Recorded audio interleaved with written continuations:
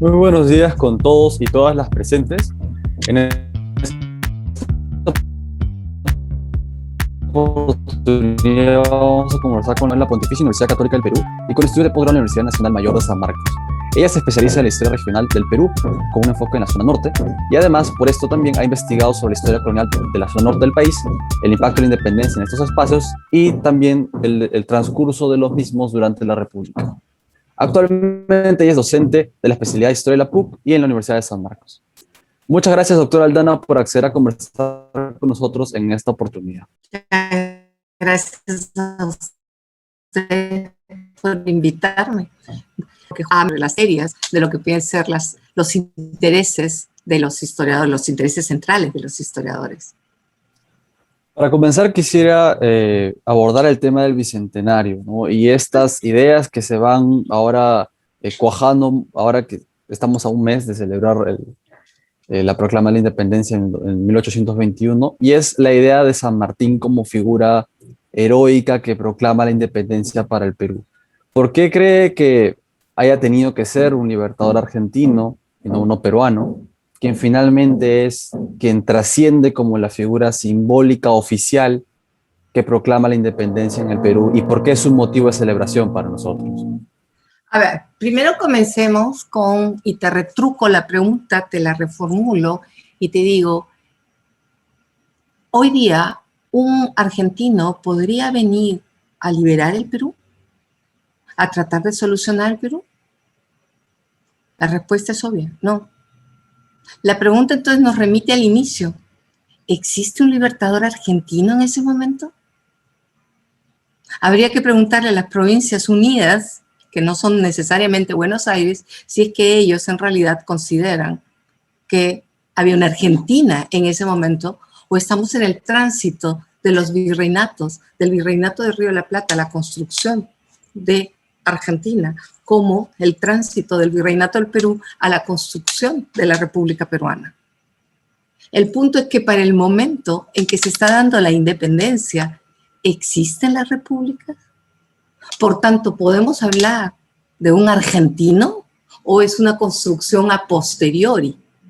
Porque en un espectro nacional, realmente nacional, tú no puedes tener a un personaje de otro país. Ni siquiera puedes venir a trabajar en otro país, de un país, te es muy difícil pasar a trabajar en otro país. Y entonces, si piensas en términos de historia, lo adecuado sería pensar que en el fondo estás hablando de un conjunto, de un algo enorme llamado Imperio Español. Y ese Imperio Español tiene diferentes virreinatos. Es como si tú pensaras, hay problemas en Tacna, hay problemas en Iquitos, y que desde Piura o desde Moyobamba no pueden ir a ayudar. ¿Me comprendes? Hay una estructura que es el Imperio Español. En España hablan de monarquía hispánica. Para nosotros, que somos los que recibimos el dominio, es un imperio español. Y ese imperio español tiene divisiones jurídico-administrativas para gestionar su existencia. Pero en el fondo, ¿existe un peruano? Está en construcción, nadie lo duda. Están los procesos que van a terminar cuajando a lo largo del siglo XIX. Es un proceso de individualización porque la sociedad industrial lo requiere. Porque vamos a pasar fundamentalmente a una sociedad industrial. Y esa sociedad industrial pues tiene un sustrato judeocristiano, tiene una ideología liberal de libertad, luego cuajará como ideología. Realmente tienes una forma y una doctrina política llamada república, tienes una forma y una doctrina económica llamada capitalismo, tienes una forma y una doctrina política llamada democracia, pero eso se está construyendo. Entonces, cuando nosotros tenemos a un San Martín llegando, hay que preguntarse dentro del conjunto del virreinato qué es lo que supone el Perú y por qué está llegando. Y en realidad, si vemos el Imperio Español, el Imperio Sudamericano, la parte sudamericana, que tiene 3 virreinatos, nos vamos a dar cuenta que hay espacios periféricos que se han construido en una nueva línea, que es importante recordar es una línea económica que les ha permitido configurarse y establecerse de una manera dada que los lleva, finalmente son comerciantes, a tratar de buscar autonomías. A ver, tienes un primer espacio, lo que viene a ser el Caribe, el famoso hub económico del Caribe, y que no es casual que tú vayas a tener a un Bolívar yendo a buscar a Jamaica, y no solamente Bolívar, hay un montón que van a Jamaica a tratar de buscar ayuda inglesa y que están ahí porque están en su mundo donde todos se encuentran. Es un espacio transimperial. Y hay un segundo, que es el que ha construido también, y que se construye y se consolida. Se construye desde fines del siglo XVIII y se consolida con la corona portuguesa en Brasil. Y eso te permite un nuevo hub entre ríos, entre Río de Janeiro y Río de la Plata. No solamente la provincia de Entre Ríos. Y tienes que esta presencia y esta situación hace que muchos barcos vengan donde la monarquía, e incluso antes, estén viniendo a este espacio que está constituyéndose. Claro, si el peso económico todavía está en el Pacífico, esto vendría a ser como una suerte de puerta falsa, mal hablada, usando mal el término, porque si no se me van a ofender, pero si la cara oficial está hacia el Pacífico, el Atlántico va construyendo lo que va a ser luego la normalidad casi hasta nuestros días, que el Atlántico sea el mar más importante. Hoy en día comenzamos, bueno, ya hace un tiempo ha comenzado a retornar hacia el Pacífico, pero desde otras condiciones. Entonces tú lo que tienes son zonas periféricas y que por comodidad y por ubicación contemporánea nosotros decimos un argentino, para que todo el mundo sepa inmediatamente de dónde sale. Pero de ahí a que sea un argentino, todavía se estaban definiendo. Prácticamente hasta 1840 comienzan los problemas de definición, porque la definición juega en términos económicos. Son los comerciantes que luego van a ser industriales, los que están impulsando el modelo. El modelo previo, el de las monarquías, es impulsado por nobles. El modelo republicano, el modelo de la sociedad industrial, es impulsado por gente de industria, por gente que hace comercio y que luego construye verdaderamente una industria. Entonces, ¿qué es lo que impulsa? Intereses económicos. Y cada vez más va a estar presente la importancia de la economía. Al principio hay que crear el territorio, hay que crear la república, porque todo el mundo tiene en la cabeza lo que yo te digo. Es decir, yo estoy en el norte del Perú y para mí es natural pensar en que puedo transitar sin ningún problema hasta Barranquilla, hasta Santa Marta, hasta Colombia. Por ahí me enteré que estoy en otro virreinato. Pero en el fondo son las mismas leyes. Igual sucede en el sur. Me estoy moviendo, estoy pagando impuestos, etcétera, pero todo es a la misma monarquía. Todos somos parte de lo mismo. ¿Me dejó comprender? Eso es lo interesante del proceso de independencia. Más allá de la formación nacional, que es importante, es la construcción de un sistema, el apogeo de un sistema que ha comenzado para el siglo XVI, e incluso hay gente que lo lleva y lo retrotrae, que va a ser este sistema que va a cuajar en la famosa modernidad y que entra en crisis en el momento mismo en que llega a su apogeo en el siglo XX. Y entonces tú comienzas a ver cómo ya se dan los cambios y los procesos de cambio a muchos niveles. Entonces tú puedes hacer una suerte de comparación cuando nace en el apogeo y cuando comienza a diluirse el asunto. Y entonces tú tienes que hay una concepción argentina para esa época en cuanto pasado fuerte, en cuanto pasado. Argentina no existe. Puede ser que haya los conatos pero la gente se identifica más como Río de la Plata. Como la gente de Lima es del Virreinato de Lima. Y la gente de Trujillo es de la Intendencia de Trujillo. Quizás el único país que ha mantenido el nombre es México. El resto busca nombres genéricos. ¿De acuerdo? Entonces, tú tienes, ¿por qué es importante el Bicentenario? Porque estás celebrando el nacimiento de este sistema en el cual tiene sentido la república, en lo cual tú tienes que construir un elemento que es una nación, que te permite una cohesión, y ese sentimiento de pertenencia, por eso también se trabaja la pertenencia, el belonging, es un sentimiento de pertenencia que te lleva a actuar de una manera dada.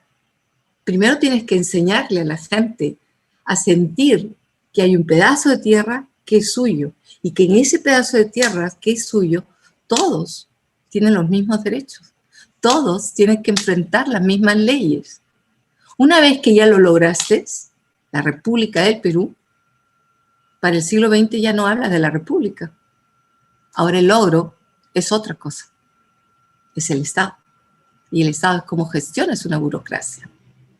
Una burocracia que cumple todos los sueños construidos en el 19. Y por supuesto, eso no solo lo está viviendo el Perú. Y ahí comienzas a inventar toda una suerte de juego espectacular de entre naciones internacional. Y claro, cuando el juego hace que todo el mundo se conecte, que todo el mundo esté relacionándose unos con otros desde su particularidad, entonces hay que inventar otro juego. Entonces, el Bicentenario es importante desde mi perspectiva, no solamente porque es un recordar y un honrar el momento en que comienzas a hacerte peruano y comienzas este difícil y complejo Perú, y que, ¿por qué el Perú es difícil y complejo? Por una gran diversidad interna. No somos los inventores del modelo, pero somos los ejecutores del modelo. Y entonces tú tienes que construir y pensar cómo unificas, cómo juntas perro, pericote y gato en un solo espacio. Y ese es un logro maravilloso. ¿Qué tiene en común un trujillano con un ayacuchano, con un cusqueño? El ser peruanos. Eso se construye en el 19 y en el 20. Y eso es un logro espectacular. Otra cosa es que no lo querramos ver así. Entonces el Bicentenario celebra el nacimiento de este gran esfuerzo. El centenario celebra el que, bueno, lo lograste. Con pros, en contra, siempre hay. Siempre hay cosas que funcionan, cosas que no funcionan. Porque acuérdense que cuando yo hablo de Perú no estoy hablando de un abstracto, estoy hablando de gente que construye. ¿Cuánto hay en tu propia vida que a veces tú quieres hacer y no resulta? Y entonces tienes una abstracción. Y eso es el Perú. El Perú es su gente, que está acostumbrada, socializada a una manera de entenderse. El centenario celebra eso, que políticamente tenemos, sí, pues siempre hay problemas, pero estás, eso es lo importante. Y para el Bicentenario, pues estás enfrentando un montón de procesos de cambio y de modificaciones y el surgimiento quizás de otro modelo. Y digo quizás, yo podría plantearlo, pero lo estoy viviendo. En 10 años probablemente podría retomarlo de otra manera, o en 20, pero a lo mejor ya estoy muerta. El Bicentenario celebra este nivel. El nacimiento, el apogeo y la transformación, que no muerte. Eso es Toynbee. Eso es un clásico del siglo XIX. Pero el Bicentenario también es el Perú, que ha logrado construirse. Claro, estamos acostumbrados a los decadentismo, y hay mucho que mirar, y sí que tú eres positiva, pero es que lo veo. El Perú es una de las primeras repúblicas del planeta, de una sociedad que ha sido virreinato, no monarquía. La monarquía es previa y se ha ido readecuando. Luego construyes en un mundo tan diverso, en un mundo marcado por la diferencia, donde cada quien tiene su espacio y lo que te junta es el rey, has pasado a juntar con la igualdad ante la ley. Estamos de acuerdo, no todos son iguales, mira cómo se nota las rayas, pero todos sabemos que somos iguales ante la ley. Eso se construye en el 19 y a lo largo del 20. Yo no veo el fracaso. Y luego tienes, qué maravilloso el Perú, que ahora comienza a abrirse a la diversidad como parte de un todo. Y comienzan a surgir las regiones globales y las regiones intranacionales y supranacionales. Pero el Perú existe como un todo. Y de licuarse, pues se licuará en un futuro, en la medida que el modelo que se viene construye otra cosa. Entonces el Bicentenario es también un homenaje a la República del Perú, que ha tenido problemas internos, sí, pues, ¿quién no los tiene? De manera personal, de manera familiar, de manera regional, de manera nacional. Pero eso no significa que no exista como país, lo cual no significa que tengas un nacionalismo al estilo del siglo XIX, que lo mío es lo mejor y lo mío es lo único. Nada que ver. Qué genial que Chile haya logrado lo mismo. Y que ahora los dos juntemos lo mejor de nosotros y podamos ser unos buenos socios del Pacífico. ¿Dónde está el problema? Claro, los nacionalismos saltarán. Depende qué tipo de nacionalismo quieras llevar adelante. ¿El del 19 o el del 20 al 21? Tú escoges. Y yo creo que hay opciones porque las ruedas de la historia, como se dice, no las detiene nadie. Y es un homenaje a los que hemos optado por estar en este país y participar de este país, con todas las experiencias de aceptación, rechazo, de idas, de venidas, de decir sí, justicias sociales, buscar diferentes alternativas, con bondades y maldades, pero creo que a pesar de todo, es un tema importante que todos sabemos, aunque no lo ejecutemos, que somos parte de una república, que todos somos peruanos, que las leyes son iguales o debieran ser iguales para todos. Yo creo que el Bicentenario te da mucho para pensar. Ahora, claro, puedo utilizar el discurso tradicional, el Perú es importante, porque sí, era la fuente de poder y que emergen del norte y del sur, que es total y absolutamente válido, son las dos corrientes libertadoras del sur y del norte que se encuentran en Lima. Claro, el punto para mí es que Lima es geopolíticamente estratégica. No solamente como lo vieron en 1900, que es real, pero las nuevas realidades te comienzan a hacer pensar y repensar la historia de una manera distinta, porque te encuentras en Perú, porque es geopolíticamente estratégico. Piensen ustedes, Sudamérica, ¿cómo pasas del norte al sur o del sur al norte?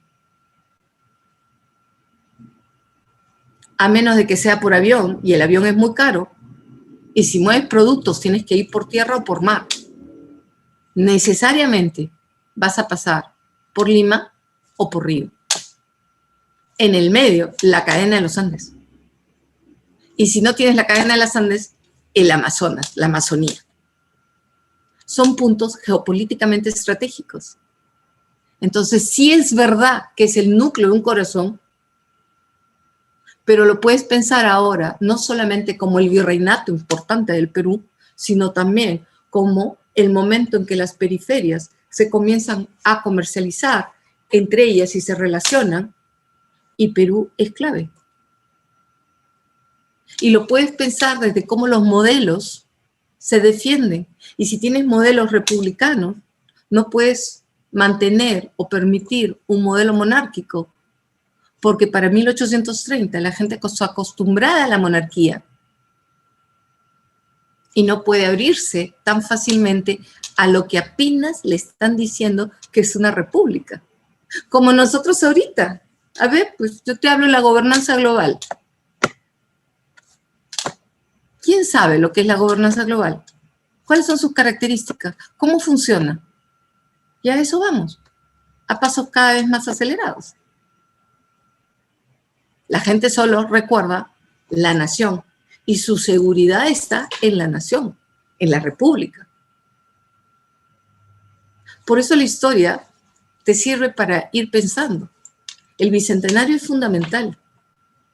Para mí es un momento, además, en que comienzas, como te digo, a diversos niveles, diversos ejes, que es la maravilla de poder pensar. Lo único que tienes que tener claro es de quién estás hablando. Históricamente, por supuesto, como te digo, podemos tener el discurso de la historia nacional Te puedo dar fechas, nombres, personajes, el Libertador 1, el Libertador 2, San Martín, que llega hasta Trujillo, hasta Lambayeque. El amor a San Martín llega hasta Trujillo, San Martín, Trujillo, Lambayeque, y de ahí vienen todos, son bolivarianos. Y puedes tener esas percepciones nacionales, pero puedes también pensarlo dentro de otros términos. Entonces, el bicentenario a mí me parece importantísimo.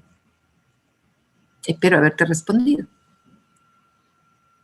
Sí, muchísimas gracias, doctora. Y yo quisiera retomar del conjunto de su respuesta algunos puntos que me han parecido muy importantes para profundizar en esta idea de lo particular y de lo individual como una representación de la nación que se va formando en el siglo XIX. Y es la idea de la necesidad de figuras heroicas para poder guiar de alguna forma el pensamiento que va a dar forma a la nación y por tanto también a sus partes. Pero como parte de ese proceso, esto no, definitivamente no es una línea recta que se mantiene tal cual desde el momento en que se propone hasta el momento en que se consolida. Yo pienso que en ese proceso, sea para los libertadores o para lo que ahora nosotros llamamos próceres, tiene que existir lo que se llama una comunidad de culto, un grupo de personas sobre las cuales se puede adscribir cierto valor en torno a un personaje que es representativo, sea para Lima, sea para la zona de Trujillo, sea para el Cusco, sea para Ayacucho, y que esto al final puede trascender de un espacio más local hacia uno mucho más amplio y que puede ser aceptado como parte de un conjunto nacional. ¿Por qué cree usted o cómo cree que pueda vincularse estas características de definición económica, material, comercial o de comunicaciones, incluso hasta culturales y sociales, que permiten vincular los espacios en unos mucho más grandes con la construcción de estas figuras individuales de carácter, bueno, heroico? Y que eso es de carácter nacional. A ver, es que eso es importantísimo recordar, los momentos históricos. Por eso es la importancia de la historia nacional. Yo hago historia regional y no por eso voy a saltar y decir en contra de la historia nacional. Los momentos históricos votan a la gente, es decir, la gente es el actor de un proceso histórico, pero el tiempo está construido desde la gente misma y es una suerte de abstracción. Es decir, ¿qué te estoy diciendo con eso? No es que se genere la república y la república tenga peruanos, son los peruanos los que generan la república y son los peruanos los que van a plantear y cambiar los discursos. Y el éxito es el juego con la estructura burocrática, con lo que es el Estado, que también tiene sus necesidades y también establece determinadas formas de verse. Y los historiadores en eso somos claves, porque es ciertamente un instrumento político. Lo importante de la nación es cómo juntas a la nación, cómo la cohesionas, cómo haces que todo un conjunto de gente acostumbrado a moverse en términos de su localidad se sienta parte del Perú. No existe internet, apenas hay cartas, no existen teléfonos. ¿Cómo se conoce la gente? ¿Cómo se sabe el peruano que es peruano? Es una construcción progresiva y que va de la mano porque en el momento que se da el proceso de independencia, tú tienes los sueños bolivarianos que no solo son de Bolívar, pueden ser de San Martín, pueden ser de los diferentes personajes, de mantener Hispanoamérica unida, porque éramos un verdadero poder. Pero el proceso histórico te lleva a individualizarte. No por puro gusto, el eje de la razón, el eje de la modernidad es el individuo. Se llega a separarte e individualizarte en naciones y las naciones son también agentes sociales. Y dentro de las naciones, las diversas jurisdicciones. ¿Me dejo comprender? Entonces, lo que tú tienes es que para lograr cohesionar es mucho más fácil una monarquía. ¿Por qué? Porque una monarquía tiene un rey y el rey nace. Al rey le sale el diente. Al rey le cortan el pelo. El rey va al colegio o tiene algún tipo de educación. Tú puedes ir siguiendo a los reyes y cuando miras tu moneda está la cara de tu rey. Y ese rey va a ser rey durante 100 años. Pero ¿y cuando no tienes rey? ¿Qué junta la gente? ¿Qué hace que tú te consideres peruano? Esa es una gran discusión de nación que comienza desde el siglo XIX. Primero definiendo los actores qué es el tercer estado, siège. Luego, y por supuesto te estoy diciendo una tradición francesa porque quiero amarrar con Renan, y luego con los anales, porque tienes las tradiciones inglesas. Depende en qué línea te coloques. Pero tienes desde qué es el tercer estado con siège, que es una posibilidad, hasta qué es la nación con Renan, tienes la reformulación y la ampliación de la temática con anales, y todo eso está generándote momentos que están replanteándose. La nación requiere elementos que te permitan encontrarte, así estés en lo más profundo de la selva peruana, tú vas a saber que hay un presidente. A lo mejor ya no es el mismo presidente que tú tenías en la cabeza, pero es un presidente. Sabe que cada cierto tiempo cambia. Entonces el presidente no es tan eficaz para juntar, pero una bandera, sí. Al principio está el pendón, luego por eso se inventa la bandera. Tú puedes ver tu bandera, puedes quizás saber por juego hoy día varias banderas más, pero de ahí viene el éxito de los mapas. A ver, en este momento piénsame el mapa de Kenia. ¿Puedes hacerlo? En cambio, piensa el mapa del Perú. El gran drama de todos nosotros. Es tan complicado el mapa del Perú que no lo puedes dibujar, pero te unifica porque tú ves el mapa y sabes que eso es Perú. Puedes también pensar cómo es Chile, pero sabes que es largo, pero no sabes sus características. En cambio, solo nosotros sabemos que tiene una parte chata en la selva y que tiene este punto, porque claro, lo has tratado de dibujar y no has podido. Eso es una aprehensión de algo tuyo, que tiene un color de bandera, que tiene un territorio. Pero tú no te puedes reflejar en el territorio. Necesitas representaciones. Ya no tienes un rey, pero el presidente te lo van a cambiar. Necesitas algo que sean bases sobre las cuales construirte, pilares desde donde pensarte como peruano, y que además no solamente son peruanos comunes y corrientes, son peruanos arquetipos. Por eso me dices heroicos. Son arquetipos. Yo me construyo en base a peruanos que han hecho peruanidad, que han sido realmente peruanos, que han aportado a la construcción de Perú. Y por eso, ¿qué hago con un libertador argentino? ¡Me muero! Porque claro, el discurso está en éxito para 1900. Y entonces tú encuentras los peruanos que han hecho Perú y comienzas a encontrar y comienzas a lanzarlo. Bueno, eso no comienza solo en 1900. El proceso obviamente se da a lo largo del siglo XIX, pero el éxito está desde Castilla en adelante, desde 1850, 60 en adelante. Y comienzas a generar el mapa del Perú, Pasoldán, porque todo lo que tenemos de la etapa del virreinato son construcciones a posteriori. Pasoldán es una construcción en ese momento y que, claro, tiene una forma que tú no logras reconocer del todo, pero algo del Perú ves.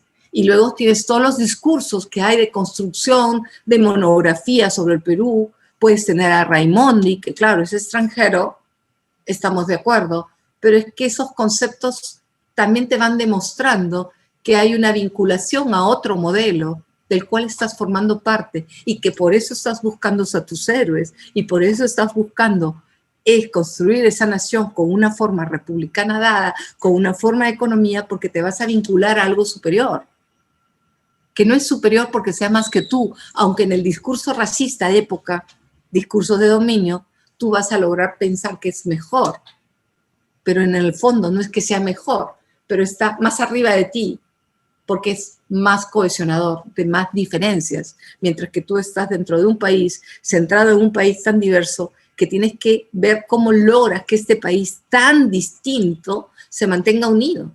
Y eso es todo un trabajazo. Y eso el siglo XIX es de quitarse el sombrero.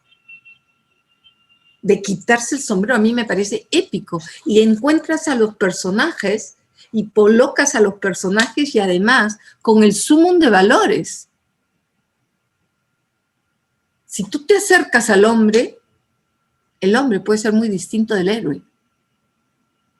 Entonces, no miremos al hombre, miremos al héroe. Y sí, pues tienes derecho a mirar al héroe, porque son esos arquetipos sobre los cuales tú construyes esta base de la nación peruana. Y le construyes una historia que tiene que ver con estos personajes y su accionar glorioso para con el Perú, porque así fue. Y como en todo discurso siempre hay los buenos y los malos. Y el bueno y malo depende en qué lado estés, de qué cristal uses para mirar. Pero claro, eso lo maneja un historiador. Para eso te entrenan, no solo para repetir ordenadamente fechas, nombres y personajes, sino para ir dándote cuenta de cómo puedes ir moviendo el análisis. Pero para el siglo XIX se necesitaba una historia nacional. Tenías que darle una homogeneidad, tenías que abstraer. Yo no creo que sea un constructo, yo creo que es una abstracción. Te podría discutir el concepto, pero no lo voy a hacer. Tú tienes que abstraer, hacer que todo un conjunto de gente entienda lo que es Perú. Y es un éxito. Hay una abstracción. Unificas lo que te decía, ¿qué tiene en común Piura con Puno? Ser peruanos. Unificas. Homogenizas, ahí comienzan los problemas. Pero porque es parte del momento que homogenizas, porque tienes que encontrar una manera de ser peruano para poder dar la igualdad de leyes a todos por igual, que es la gran oferta. Que se cumpla o no se cumpla es otra cosa, pero tienes que darle a todos por igual.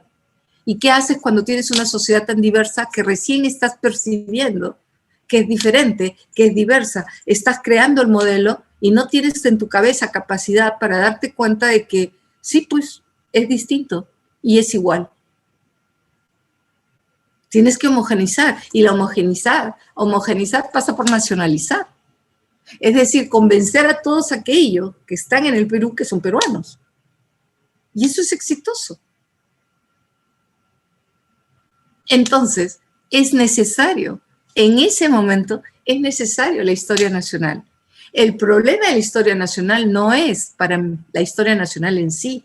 El problema es que lo que hace al construir estas bases que te permiten sostener la República del Perú, lo que hace es que aquellos que no cumplen con esos presupuestos que ellos establecen, simplemente no los ven. Y ahí comienzan los problemas. No solamente es que no ven a los indígenas, tampoco ven mujeres. Por eso todos los intentos de existen mujeres. Y hay excelentes trabajos. Miren los de Margarita Segarra, los de Mema Manarelli, hay excelentes trabajos sobre la mujer. Y nadie puede decir que no estamos o que nunca hemos estado. Siempre hemos estado. Es que la historia nacional es construida por héroes, arquetipos masculinos. Porque no solo responde a nuestra visión, sino que la enfilamos con otras visiones de otras sociedades. Y esa es la búsqueda por mujeres. ¿De acuerdo? Tampoco hay un homosexual. El homosexual no es un invento contemporáneo. A ver, es que ahí es cuando comienza a emerger y luego va a lograr encontrarse.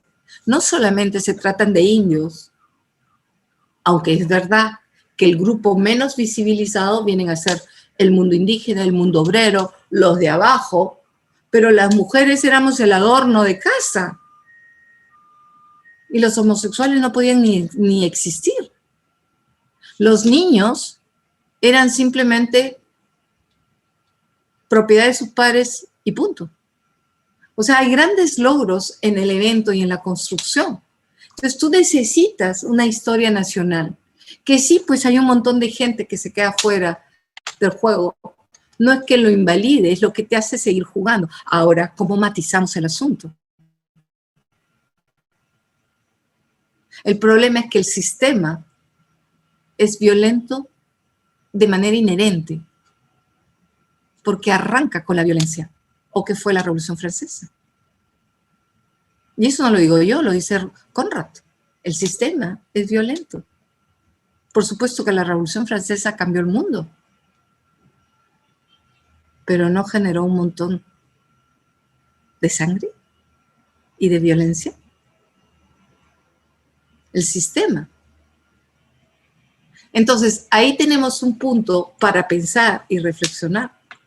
A mí, personalmente, me parece que el discurso de la nación es exitoso, que pueden haber posibilidades y podría quizás haberse construido diferente, estamos de acuerdo, pero te sirve siempre como caja de experiencias para ir mirando lo que viene a ser esta nación y ver ahora cómo vas matizando los discursos y cómo vas también de la mano construyendo un discurso que intente ser diferente, no solamente ampliando el nombre de personajes, el nombre de fechas, el nombre de procesos, sino el espíritu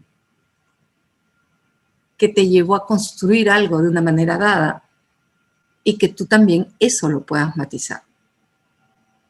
No sé si te he respondido. Muchísimas gracias, doctora. Y de hecho, me parece interesante porque uno siente o tiene la percepción que el siglo XX pone un fin al proceso de creación de héroes nacionales, quizás como esta nueva apertura e inclusión de nuevas perspectivas que para el nacionalismo decimonónico eran impensables como arquetipo, como usted menciona, y que más bien en el siglo XX buscan abrirse camino, pero que no terminan de ser incorporadas en ese momento e incluso ahora, como parte de esta representación de lo nacional. Porque somos seres humanos.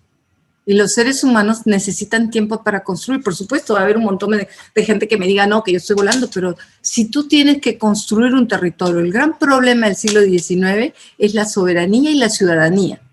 Es decir, cuál es tu territorio y cómo organizarlo y quién es el peruano. Algo que a nosotros nos parece tonto. ¿Cómo alguien se puede preguntar quién es un peruano?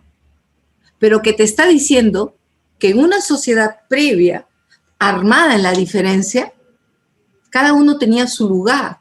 Y el problema es cuando quieres meter a todos juntos. Y en la cabeza de la gente no saben cómo meter a todos juntos. No es una tontera. Es que tienes pues 15.000 años hacia atrás. Y no es tan fácil decir, acá comienzo. Entonces la gran pregunta es, ¿quién es el ciudadano? ¿Quién es el peruano? Entonces primero tienes que concentrarte en construir el territorio. Y por supuesto los indígenas están presentes. Y también están presentes las mujeres. Pero la historia nacional le va a dar fuerza a lo que necesita para sustentar la nación. No es que no estén. Hoy en día, cuando estamos trabajando el 19, podemos encontrar mujeres, podemos encontrar a los indios, a los campesinos, a todos los grupos humanos. Pero no satanicemos, porque fueron incapaces de, en el siglo XIX tenía que construir una cosa, que debió ser más igualitario, sí, estamos de acuerdo, como debió ser muchas cosas. El problema es que aprenda de la experiencia, no te quedes tú en un debió ser, mira tu propia época y entonces construye en consecuencia. Por eso es que la historia también es una caja de experiencias. ¿Qué sacamos con satanizar a los que están antes de nosotros? Encontremos el momento y tratemos de evitarlo. Sí, pues se dejó de lado el mundo campesino, pero el mundo campesino, a pesar de todo, se siguió construyendo. A pesar de todo, se realizó. Y claro, tampoco es que pobrecitos. Tú ahora los puedes recuperar en su existencia. ¿Es verdad que los de Lima fueron los malos que evitaron y no quisieron verlos? ¿O también es que los de adentro les interesaba un pepino Lima? O sea, yo conozco región. Realmente, te preguntas a veces si a la gente le interesa. Recién, en los últimos 30 años, es que se construye en función de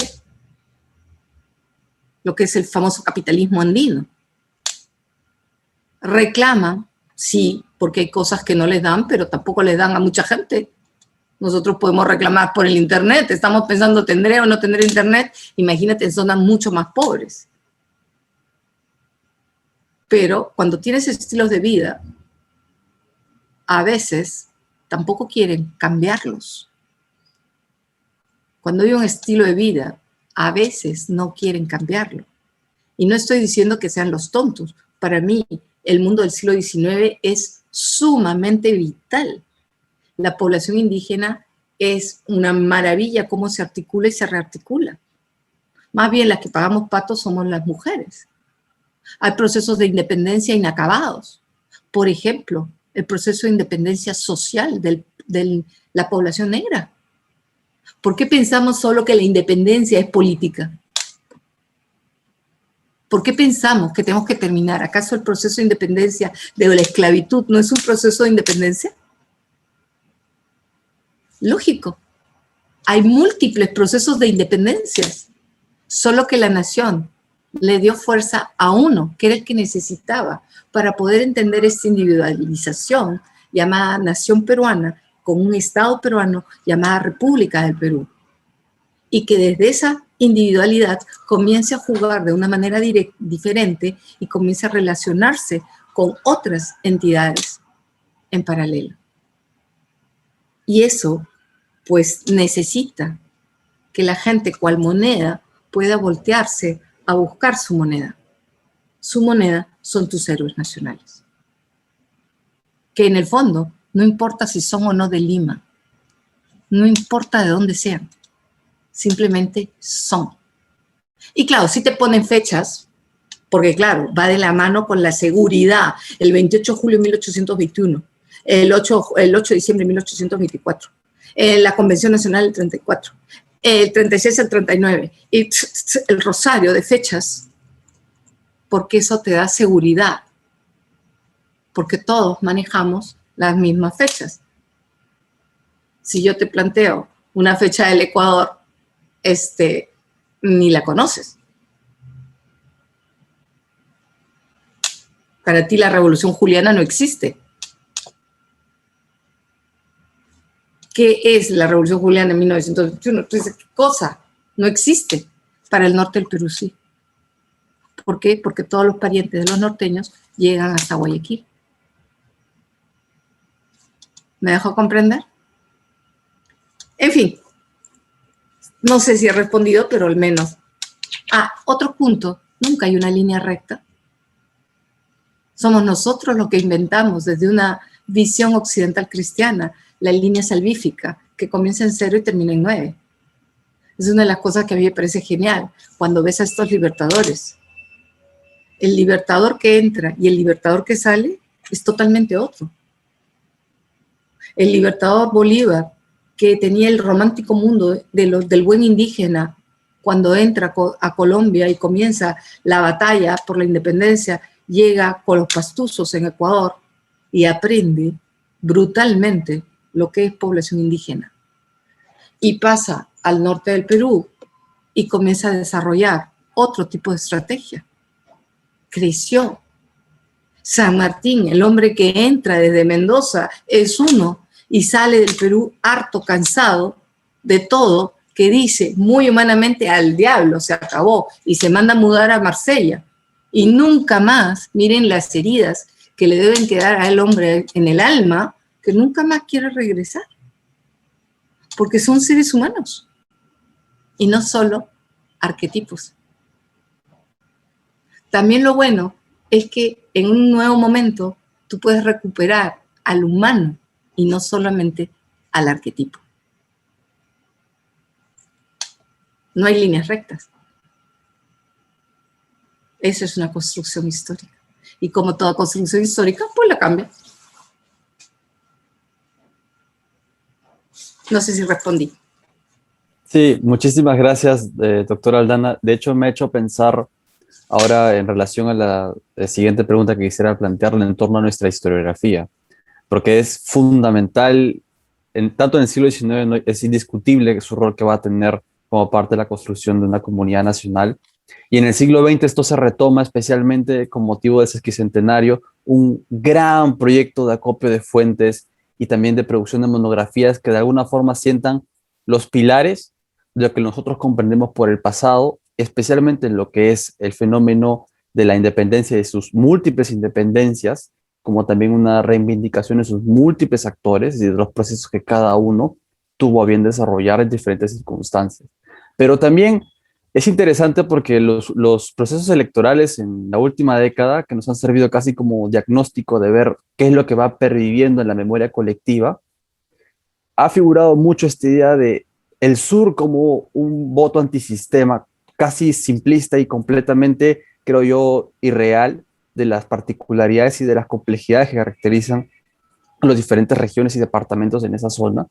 Y más bien, quizás como parte de este relato directo del resultado de la independencia, el norte tiene esta figura más bien patriota. Respecto a lo que se ha podido avanzar, que es bastante en los últimos años en el estudio de la historiografía y cómo es que nosotros queremos construir un relato nacional a partir de la escritura de la historia. ¿Usted cree que incluso en este bicentenario esto de alguna forma se ha profundizado más en su discusión o más bien es un tema que se ha dejado un poco de lado? A ver, yo creo que la historia es un elemento medular para poder entender el proceso de vida de esta República del Perú, que a su vez supone la vida de múltiples espacios que con gente y a la vez supone esta gente que termina siendo el actor fundamental. Como todo proceso, tiene un proceso de crecimiento. La historiografía del 19, sobre todo de la etapa desde que comienza a ser ya pensado, formalizada la historia, a partir de 1890, 80, no es que antes no hubiera historia, estamos hablando de las profesionalizaciones, cuando nacen las ciencias sociales y debe responder a las necesidades de la sociedad industrial en apogeo. Porque historia, claro, nosotros podemos encontrar historia y la narrativa de historia desde Herodoto, sino antes, porque el ser humano tiende a historiar. La diferencia que no existe en castellano entre history and stories. En castellano tienes narraciones, pero no es lo mismo que historia. Tienes historias, pero le das de frente un contenido. Entonces, aquí me parece a mí un punto muy importante. La historia de la historia te da mucho lo que es la historiografía para pensar. Me parece que el siglo XX tiene grandes aportes, algunos problemáticos, genial, porque el que tú no estás de acuerdo con algo no invalida un estudio, solo te permite tener más gamas de colores para pintar tu escalera. ¿Te das cuenta? Yo considero que todo trabajo es válido.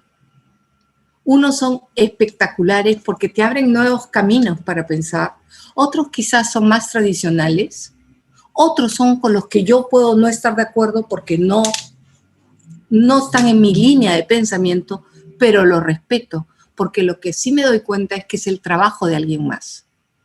Y eso me parece importante de validar. Hay alguien que ha construido con su esfuerzo. Que su posición no sea la mía, no la invalida, solo me permite un diálogo con él, con ella, con este personaje, con este historiador, digamos historiador ex, para poder englobar el asunto, ¿de acuerdo? Entonces, a mí la historiografía peruana y la historiografía de muchas partes de los peruanistas, no siempre tenemos acceso a ellos, esa es otra cosa.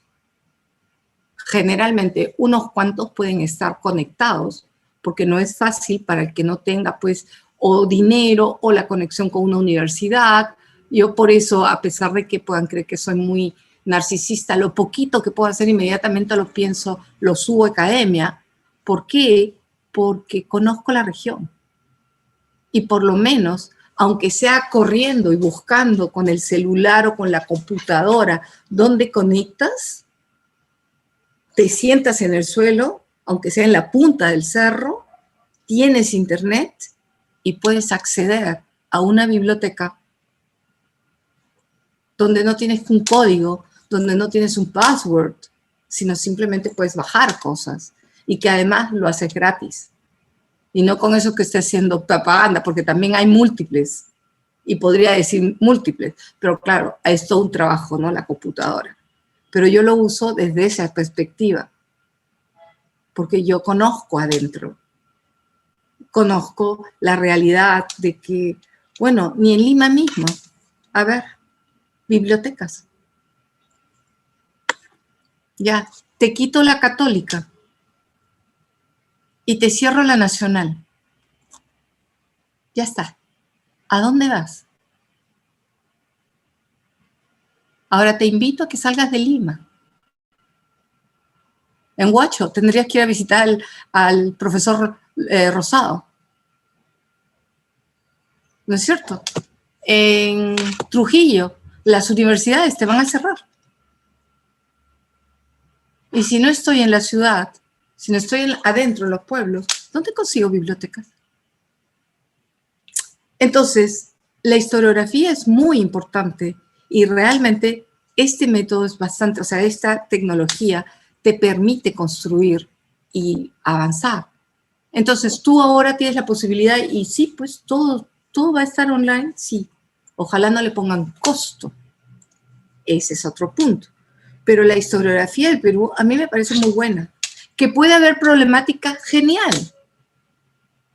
¿Por qué? Porque respondes a tu época. Tú no puedes pretender que para 1960, con el sesquicentenario 70, ¿no es cierto? El famoso sesquicentenario te pretende plantear un discurso genial, proyecto maravilloso de producción, de historia, de documentos, y que tenga todo un discurso impactante y que realmente sea el apogeo, pero que te diga que esta es la historia y mira, no hay problema. Justamente un gobierno además de corte militar, cuando la oferta es que tú tengas una democracia. ¿Me dejo comprender? ¿No hay ahí una incoherencia? Entonces es lógico que la gente que vive en esa coyuntura plantee discursos distintos. El problema es la época, es el crescendo de la violencia. No por puro gusto, 1970 son los hard 70s, no por puro gusto está estudiado, que incluso tienes una película que marca la brutalización de la sociedad o el incremento total de la violencia que se llama Miami Vice, que marcó un antes y un después hasta en la cinemateca, y está estudiado eso. Y justo tienes un momento de crisis, porque las crisis son inherentes al sistema. Porque no solamente es el sistema capitalista, todo ser humano tiene crisis. Entonces depende tú cómo lo lleves. Te ponen una normativa y obviamente la gente que está viviendo esa normativa y esa presión va a responder con violencia porque no les dan espacio, lo cual no lo justifica. Ni siquiera que lo entiendas, simplemente me doy cuenta. La violencia para mí no tiene justificación, porque yo viví los 80. Yo viví toda esa década. Yo nací en los 60, crecí en el colegio en los 70, estuve en la universidad en los 80. Y es una generación muy rica, porque vivió muchas cosas. Y por eso es tan fácil de aterrorizar, dicho sea de paso. Pero tienes una producción maravillosa que te lee, y no es que nosotros seamos los únicos, hay otras generaciones. Por ejemplo, la generación de todo lo que viene a ser Ela Dunbar Temple, hasta Llosa, no Vargas Llosa, sino Llosa, Tauro del Pino. Sus textos son interesantísimos y sin embargo se manejan muy poco. Hay toda una generación de los 40 y 50 que es muy interesante de pensar, que no les hemos saltado.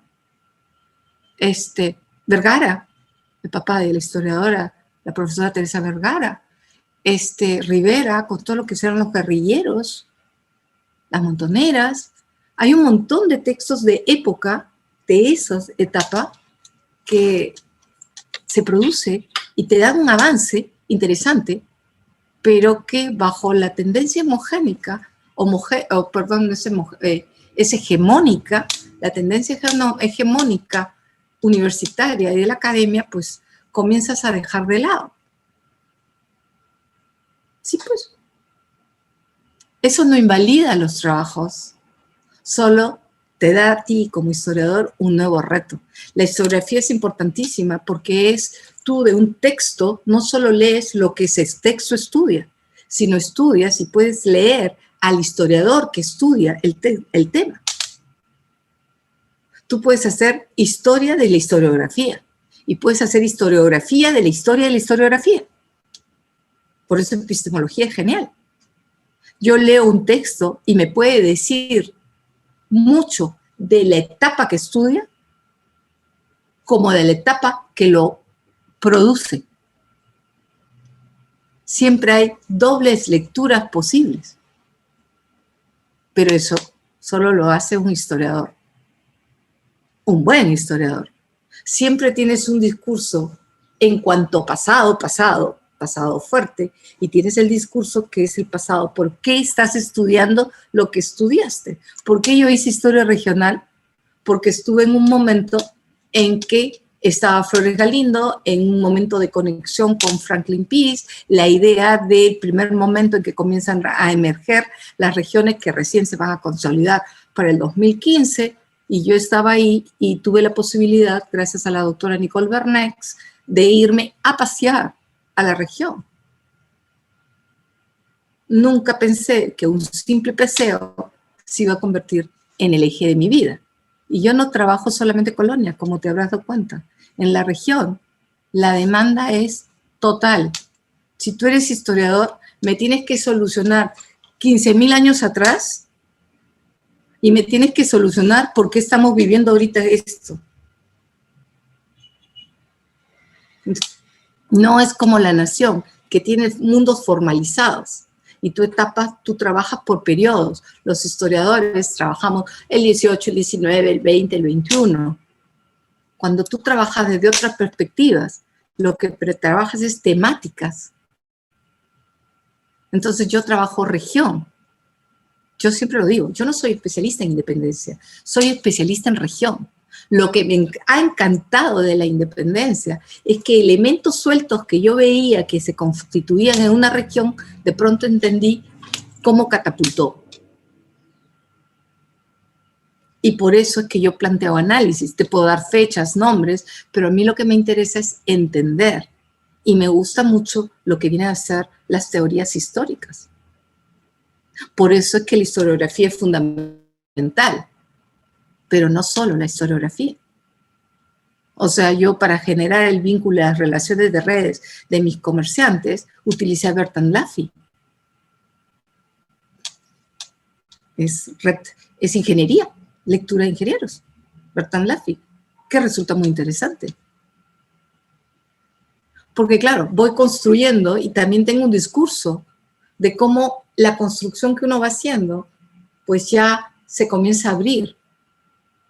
Hay el fin de la modernidad, el fin de la razón única. Hay muchas cosas. Si tú lees la historiografía, y la historiografía te da tanto el momento que estudia como el momento que vive. Y por eso puede ser y debe ser muy rica. Yo valoro lo que le llamo bibliografía. Claro, normalmente uno se ha acostumbrado que la bibliografía pues te da 300 textos. No lees 300 textos. Puedes que los curiosees, pero en un texto tú trabajas 30 bien trabajados. Y que aparezca, es como los héroes nacionales, que un libro aparezca en tu bibliografía es un signo de que realmente lo manejas. ¿Me dejo comprender? Yo por eso me parece fundamental la historiografía, me parece bien un trabajo bibliográfico, pero no simplemente rastréame y colócame, sino a ver qué vas a usar y cómo lo vas a usar, ya sea como estado del arte, ya sea como marco teórico, en qué categoría te vas a mover. Y eso es, para mí, aparecer en una bibliografía me significa un honor. Porque alguien significa que alguien me está manejando. Ahora, eso no significa que tenga que aparecer en todo. Porque cuando me leo me doy cuenta si me han usado o no. Y entonces digo, bueno, si no me usaste, ¿para qué aparezco? Y no es que haya mucho, ¿eh? Tampoco es que sea tan importante. No se trata de importancias. Te estoy poniendo un ejemplo de lo que a mí me parece.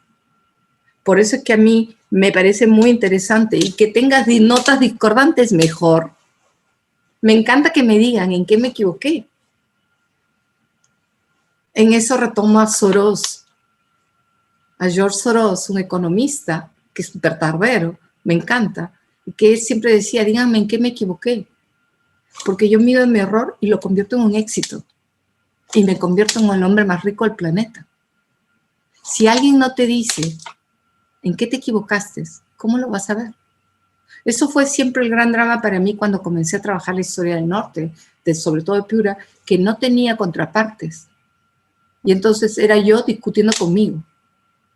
Y después, genial, hay unos trabajos espectaculares desde la UDEP, con todo el grupo de historiadores que hay ahí, desde, ni me puedo acordar los nombres porque me faltarían, Pavel Elías, Vélez Moro, Correa, Hernández, y los que están por afuera, que pueden estar en San Marcos, todos los arqueólogos, Astu Amán, antropólogos que no, en la Católica, Alejandro Díez, estoy pensando ahorita, se me ha ido, me va a matar, Ruiz. Hay un mundo de gente ahora y te parece maravilloso porque puedes contrastar, confrontar y conversar. Y yo soy andina, me descubrí andina. A mí me gusta hablar y no solamente leer y no solamente escribir. Manejo las dos categorías. Sé escribir y sé hablar, dependiendo cuál es el universo. Si estoy en una charla, saco un lado. Si tengo que escribir, escribo y saco el otro. ¿Quién ha dicho que tenemos que ser monocordes? Y eso es lo interesante si lo piensas en la bibliografía. Mientras más historiografía, mientras más posiciones diversas hay, más rico es tu análisis.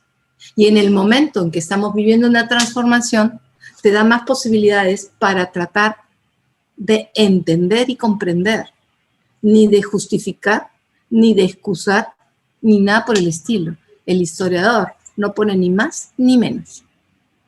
Entonces, a mí la historiografía, sí, pues tienes discursos y tienes momentos. La Comisión del Bicentenario ha construido comisiones en diferentes espacios regionales. Claro, el problema es que el departamento ahora le llaman región, pero ya de por sí es un logro.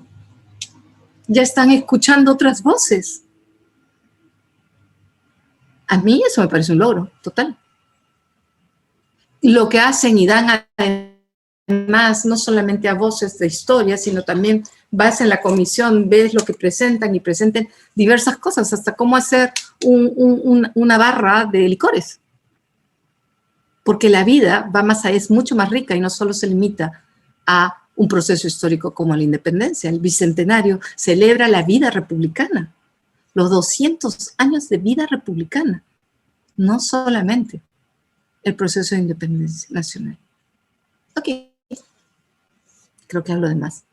No, no se preocupe. Más bien, me pareció muy interesante esa reflexión porque yo ahora que estoy trabajando temas de salud y medio ambiente, me ha sorprendido la cantidad de trabajos que puede haber para una misma época como es el siglo XIX, el cual yo estoy viviendo ahora, pero que no hay muchos trabajos comprensivos, totales, o que más o menos intenten vincular la idea del territorio con la población y con ello también como nosotros lo entendemos en demarcaciones de políticas, administrativas, lo que el Estado mismo determina que debe ir en tal o cual espacio y lo que los mismos pueblos también determinan con esta compilación que hizo Pablo Macera de Parlamento y Sociedad, interesantísima fuente de lo que los pueblos determinan que deben ser. No debo ser un pueblo, no debo estar junto a esta provincia, no puedo estar junto a este distrito, me quiero unir a este otro lugar por criterios que van más allá de una lógica del Estado, del gobierno, por ordenar, por clasificar, sino por lo que ellos mismos consideran que son sus lazos con esos grupos. Claro, justamente ese es el problema. La nación, región y nación nacen juntos. Es el proceso de tránsito a la sociedad industrial. Es decir, tiene un factor económico detrás. Pero en el caso del Perú, emergen rápidamente porque la nación no es un constructo, es un abstracto cohesionador que se establece desde el Estado, desde arriba. ¿De acuerdo? Pero la región responde a todos estos vínculos humanos, a todas estas relaciones parentales, de amigos, clientelares, de comercio, que van desde abajo. Y por eso es que todos son, ¿cómo te podría decir? A veces se plasman en la realidad, a veces no se plasman. Porque claro, por eso ahora es una maravilla cuando te dejan elegir tu lugar de votación. En Lima te facilita la vida porque hay 4, pero en provincia, a veces yo he conocido varias veces personas que tenían que moverse 6 días cuando el pueblo para votar estaba el pueblo al costado, pero a ellos tenían que votar en la capital. Entonces el pueblo estaba al costado y tenían que moverse 6 días para llegar a su capital. ¿Me comprendes?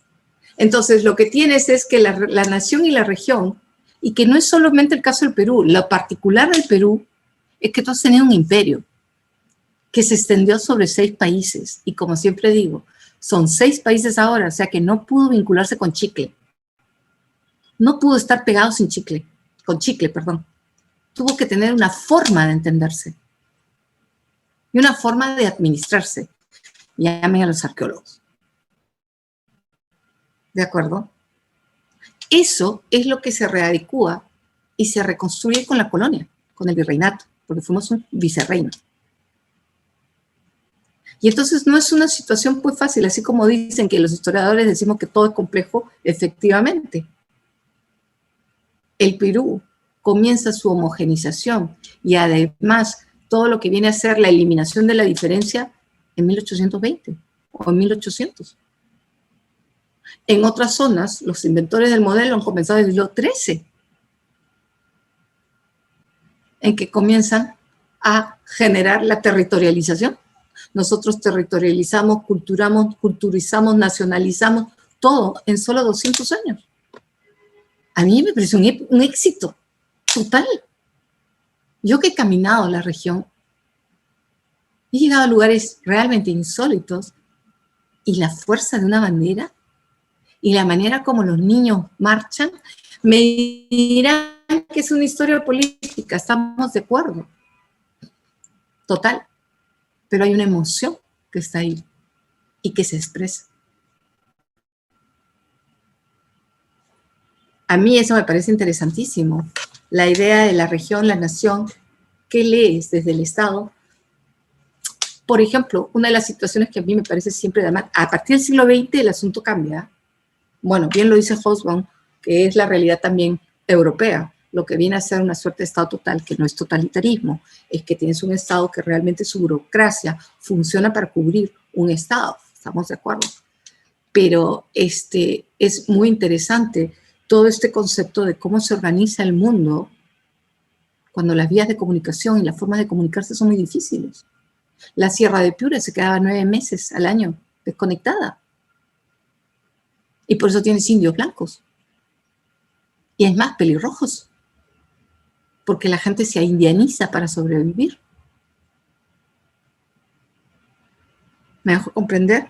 Entonces, esto de lo que viene a ser este mundo tan lineal, pues ahora la nueva experiencia, ya lo logramos, tenemos el Perú, ahora cómo jugamos a la diversidad.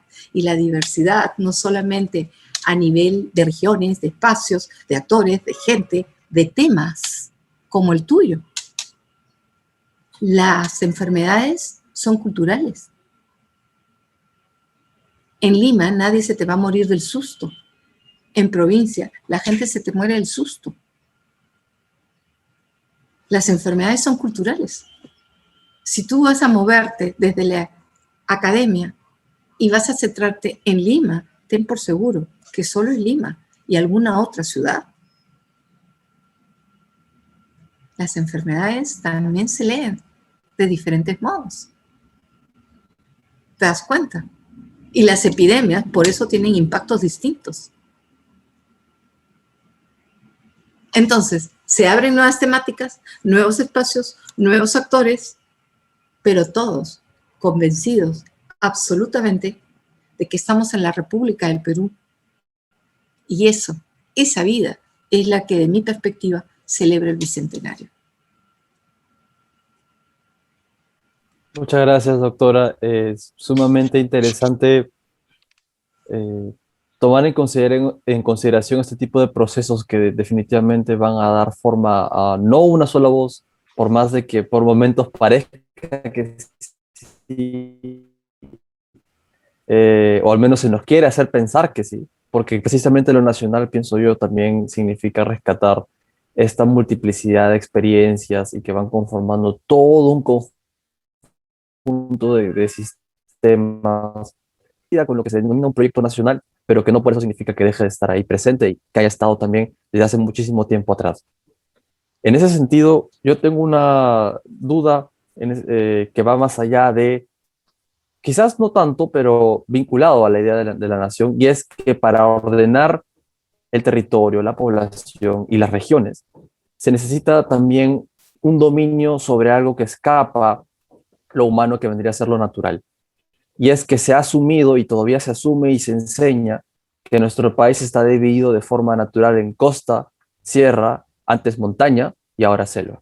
A pesar de lo mucho que se ha avanzado por distinguir con los trabajos de Pulgar Vidal en la década del 40, que no es tan sencillo como tres regiones estancadas entre lo que divide los Andes, y que más bien corresponde a otro tipo de características que incluso define las dinámicas comerciales, sociales y culturales de las poblaciones en esos espacios en donde residen.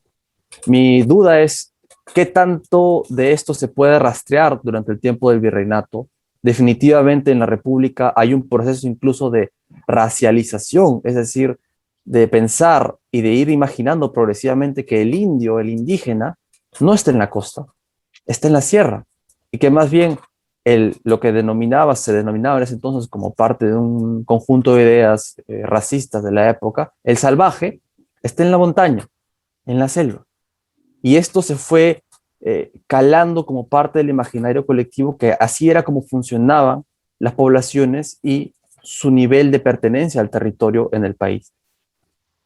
¿Cómo podríamos rastrear estos orígenes de esta división que se ha pensado y se sigue pensando en algunos casos incluso como natural? Bueno, para mí responde a todo el éxito de la historia. Historia, ya sea con H mayúscula, con historias con H minúscula, porque justamente la gente bebe de lo que tú le ofreces como cultura. A ver, en el mundo prehispánico, la forma de organizarse ciertamente no es por costa, sierra y selva, sino parecer por cuencas. Un arqueólogo te daría mayor certeza, te daría mayor definición de esto, y es muy compleja porque tienen un tipo de vinculación con la naturaleza que es diferente a la del español. ¿Por qué? Porque la naturaleza peruana manejada por la gente hasta la llegada de los españoles respondía a 15.000 años. Cuando llegan los españoles, ellos traen otro manejo de la naturaleza. Y es, creo que Acosta, uno de los primeros, si no el primero, en que él llega, va por la Sierra Central y se da cuenta que hay una sierra. Quien conoce la sierra sabe que no todas las sierras son sierras de aserrar, donde no es homogéneo, no es igual, sino unas son más grandes, otras más pequeñas. Si tú vas a la zona de Ayacucho, te encuentras con la sierra perfecta. A ver, el ser humano, y yo creo que es común a todos, para poder entender simplifica. Por eso de ahí los mitos y las leyendas.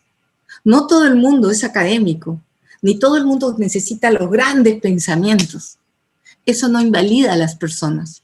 Y eso es incluso hoy día que las sociedades tradicionales se están reinventando. el éxito del pensamiento tradicional, que a veces es mítico, pero que te está explicando muchas cosas. No es solamente el caso del Perú que te está reinventando como sociedad tradicional. ¿Qué cosa es la China? A ver, que es totalmente bases distintas, ni mejor ni peor. A ver, ¿qué es lo que tenemos entonces? La gente tiende, y es normal, tratas de simplificar hasta que llega alguien al que le interesa esa línea de análisis. Si yo soy comerciante, no es que sea burro. A mí me basta con saber que hay costa, sierra y selva. Si yo soy Acosta y estoy en el principio del siglo XVI y tengo que evangelizar, yo lo que aplico son los conceptos que traigo. ¿Qué es lo que yo veo? Costa, sierra y selva. Y es lo que tú puedes ver a ojo de buen cubero. Una costa árida, una sierra con montañas altas y una selva o montaña que ni siquiera sabían ellos que era la selva verdaderamente porque ellos tienen otra experiencia, por eso le decían montaña. Y la selva, selva, sí, pues es real. Depende para lo que necesites el asunto. El conocimiento, cualquier tipo de conocimiento es válido, mientras que, para mí, por supuesto, mientras no le hagas daño a nadie. Pero si tú necesitas solamente una localización mínima de geografía, pues no necesito ser un teórico de geografía. Si vas a hacer algo de historia del Perú, aprende como yo aprendí de geógrafos.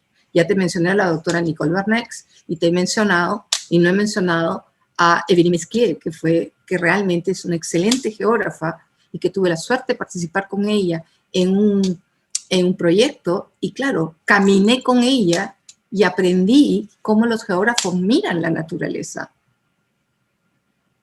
La gente común corriente la mira mucho más simple. No todo el mundo es cognitivo. No todo el mundo tiene que tener grandes elaboraciones.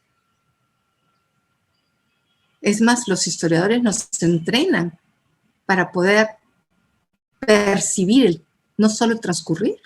La gente común corriente solo percibe el transcurrir. No les des historia. Cuéntale historias. Eso les entretiene. Y ahí ya te doy un punto sumamente complejo. Entonces, tú tienes costa, sierra y selva que, claro, cuando tú comienzas a caminarla y a trabajarla, te das cuenta que hay costa norte, costa central, costa sur, sierra norte, sierra central, sierra sur, y claro, y de ahí puedes ver las diferencias, y de ahí puedes entender que salga Purgar Vidal y te diga, oye, es que la gente no lo vive así, la vive de otra manera, y te plantea el esquema de las regiones, de las 8 regiones del Perú, que en el fondo deben haber sido más, pero es lo que él está planteando y como también simplificando, y de pronto aparece Braque y te dice un momentito, no son las 8 regiones, en realidad son 13, y además sabes que hay inversiones de geografía y que tienes, por ejemplo, ni me acuerdo ahorita, pero tienes un tipo de relicto en Madre de Dios, que es normal que esté solo en el norte, y tienes relicto de manglares, cuando los manglares están hacia el Ecuador y está en Piura, en la parte más seca, entonces, como San Pedro, entonces la sociedad construye su discurso histórico y se apropia de una naturaleza. Y por supuesto, eso lo vemos nosotros también. No solo es una tradición de dominio estatal, es que el hombre vive en una naturaleza y tiene que dominarla a su vez, utilizarla, porque la naturaleza, la geografía, no te determina, pero te condiciona. No es lo mismo vivir en una sociedad donde no llueve y todos los techos son planos, a una sociedad donde llueve constante y perennemente. ¿Me dejo comprender? La geografía es fundamental, por eso siempre estuvo vinculado la geografía con la historia.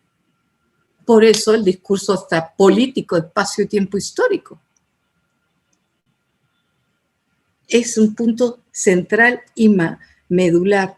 Ahora, una cosa es ese tema y otra cosa es el proceso histórico y cómo se da la construcción, por ejemplo, de una república y de un Estado. Si en el siglo XIX tienes el problema de quién es peruano y quién no es peruano, tienes ver cómo lo incorporas y no sabes cómo incorporarlo, porque tu cabeza está estructurada de otra manera.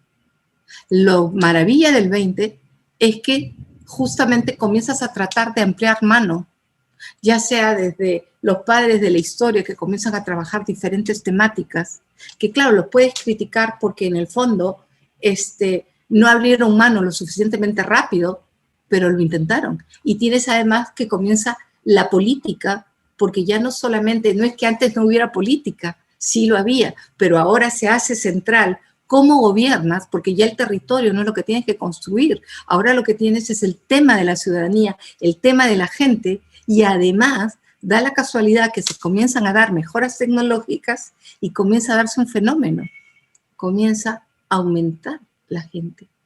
Y tú lo sabes mejor que yo, estás estudiando el tema, y la gente comienza indecentemente a no morirse. Y nosotros no participamos de la Primera Guerra, no participamos de la Segunda Guerra, pero nos beneficiamos de todos los logros científicos de ese periodo. Y a partir de 1930 comienza, no así, sino así. Y entonces tienes un montón de gente.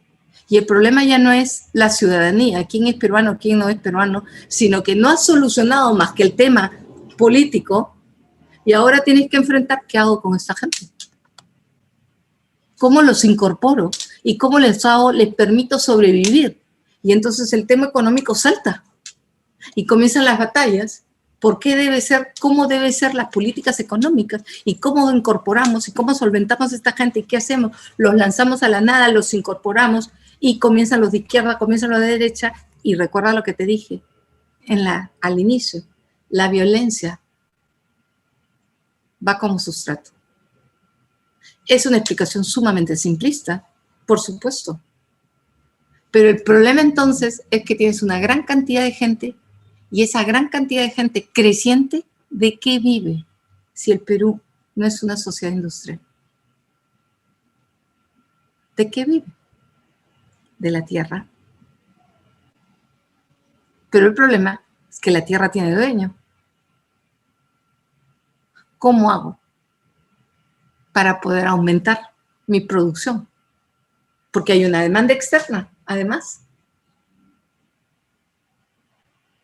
Entonces tienes toda una suerte de condicionamientos y que establece pues los que más fácil se vinculan al sistema van a ser los que están mejor vinculados al Estado, los que están más cerca del Estado, los que están más beneficiados por el Estado, o casualidad, la costa.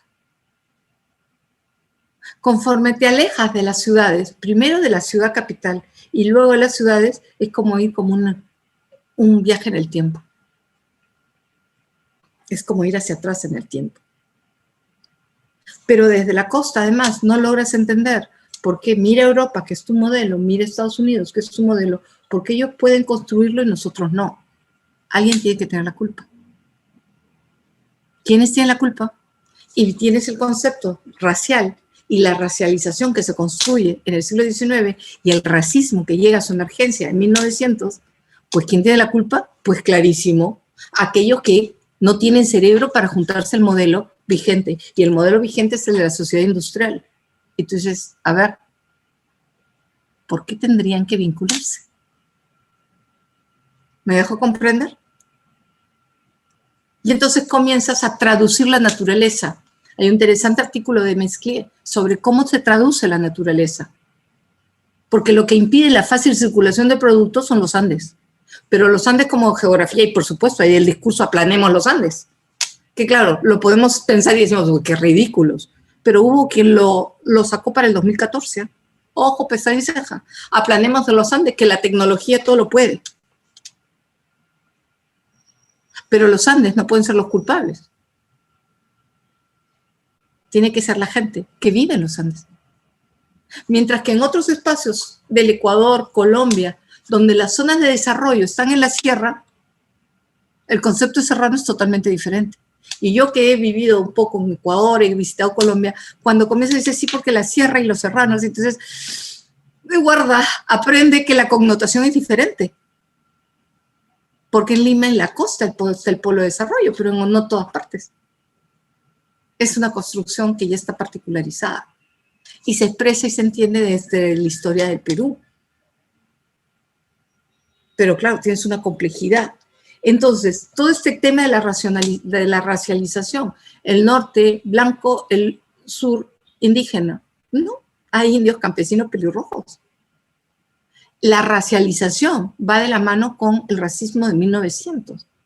Ahora el racismo es mucho más sutil y por eso se habla de racismo y discriminación. Porque el racismo puede ser más discriminativo por múltiples elementos.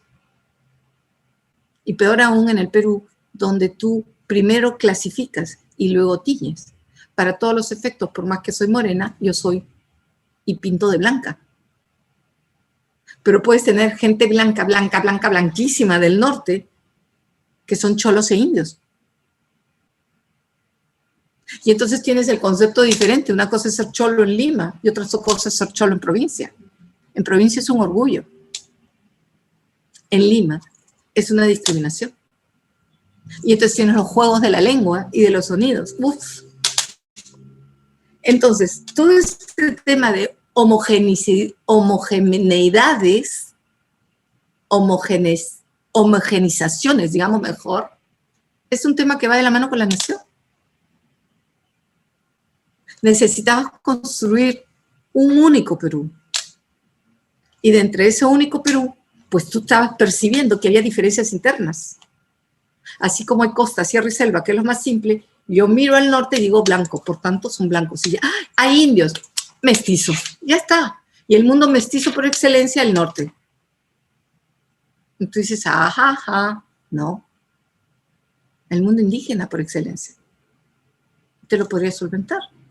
Y tienes entonces que el sur, indio, todo el mundo es oscuro, entonces indio. Y lo que tienes son reinvenciones. Porque la cultura puede ser utilizada como una forma de defensa. Por eso es que a pesar de toda la línea política de mí, a mí me gusta su visión de la oferta cultural. El resto me parece, bueno, no estoy de acuerdo. Pero tú utilizas tu bibliografía, tu historiografía y tus marcos teóricos en la medida que te conviene. Hay una oferta cultural. La cultura puede ser utilizada como una defensa frente a una agresión, que no tiene por qué ser una agresión de que yo saco mi espada y te corto. Tú vas a Estados Unidos y llega un momento en que te sientes tan agredido de estar en un mundo en inglés que hablas en castellano. No es que te estén agrediendo, es que es en tu sentir. Entonces, el sur, sí, pues el sur es indio, porque tiene la piel más oscura. Pero eso no significa que solo se muevan en términos de lo que nosotros imaginamos que es el mundo indígena. A lo mejor son total y absolutamente actores, constructores de su mundo moderno, que pueden copiar los elementos del mundo occidental o construir en el contacto con el mundo occidental su propio elemento cultural, y que son capaces de enfrentar su propio mundo y enfrentar otros mundos. Sí, pues. Solo que lo están haciendo ahorita y no lo podemos ver. Podemos ver hacia atrás. ¿Te das cuenta? El siglo XX es muy interesante. Como yo digo, a partir de la crisis del 70 y sobre todo la década de perdida del 80, entran los comerciantes industriales, sale el empresario. Entra la mujer, sale la mujer empoderada. Entra el obrero, sale el empleado. Entra el homosexual, sale el LGTB. Entra el nativo indígena y sale el protector de la naturaleza. Entra el campesino y también sale reinventado. Entonces, el problema es que cuando tú tienes un cambio de sistema, todas tus categorías vuelan. Y hay que comenzar de nuevo. ¡Qué bacán! Comencemos, pues. Que ya comenzaron. No soy la única, hay trabajos historiográficos espectaculares. Que mencionarlos acá sería, pues, la vida inacabable. Y que comienzan casualmente a partir de 1980, 1990, porque van vinculados a los ciclos del capital. Y comienzan a pensar y a repensar y a replantear. Antes tienes también momentos de crisis, 50, 60, pero comienzan con fuerza cuando comienzan a hacerse visibles los procesos de cambio que luego se disparan a donde estamos. ¿No se han dado cuenta que se puede hacer mucho paralelismo entre la independencia y hoy día? Y las regiones. Y entonces ya no te basta decir que los indios se comportan de un modo. Y porque son de color oscuro. Los del norte siguen siendo indios y no son oscuros. Y los del sur hablan quechua, pero no solo quechua. Y los del norte hablan castellano. Y que claro, es un castellano que no es un castellano el de Lima. Es un castellano que tiene raigambres y remembranza de sus lenguas nativas. Que quizás tú no lo entiendes, pero su grupo humano lo entiende. La situación resulta muy interesante. Y por eso te digo, toda esta idea del país, norte patriota, sur antipatriota, es lo mismo. Son esas necesidades nacionales de ponerle cajitas y nombres, labels, o sea, como ponerle títulos a todo. O sea, ¿quién era el patriota en 1820? Yo me lo pregunto. ¿Quién es el patriota? ¿El insurgente o el realista? Si yo lo miro desde la etapa nacional, el patriota es el insurgente. Yo me pregunto si la gente de 1815, 1820 veía en el insurgente a un patriota. ¿Es ilógica mi pregunta? Por eso se entrenan los historiadores, para evitar los anacronismos y saber jugar con ese tipo de categorías. Y lo que te enseñan tus colegas con la historiografía es justamente una amplia gama de posibilidades de pensar. Y claro, si te centras en el bicentenario, celebras la vida de 200 años que comenzó en un momento. Y ese momento no es que tenga 28 de julio de 1821, es el momento de la historia nacional que te recuerda que ya era república, pero el proceso sabemos que comenzó antes y terminó mucho después. Pero las fechas, los nombres, los personajes, y mira cómo te estoy retomando lo que hemos conversado, son importantes, porque son tus arquetipos para sentirte peruano y saberte peruano. Ok. Muchísimas gracias, doctora. Creo que ha sido una síntesis muy atinada, acertada y precisa de los diferentes temas que hemos estado abordando en esta entrevista, y yo en lo particular le agradezco a nombre personal y por mis compañeros también por las numerosas preguntas que hemos podido plantear en esta discusión y sobre todo por su disposición a contestarlas de la mejor manera. Muchas gracias, les agradezco a ustedes la posibilidad y espero que mis ideas pues de alguna manera puedan servir para seguir apostando por algo que todos los historiadores queremos mucho, el Perú. Gracias. En nuestro público que nos está oyendo, por favor, no se olvide de mantenerse atentos a nuestras redes sociales. Busquen HG, Portal de Divulgación Histórica, en Facebook y en Instagram. Y no se olvide de mantenerse al tanto, por favor, porque estaremos siguiendo con nuevas cosas y sobre todo actualizaciones sumamente interesantes. Que tengan un bonito día.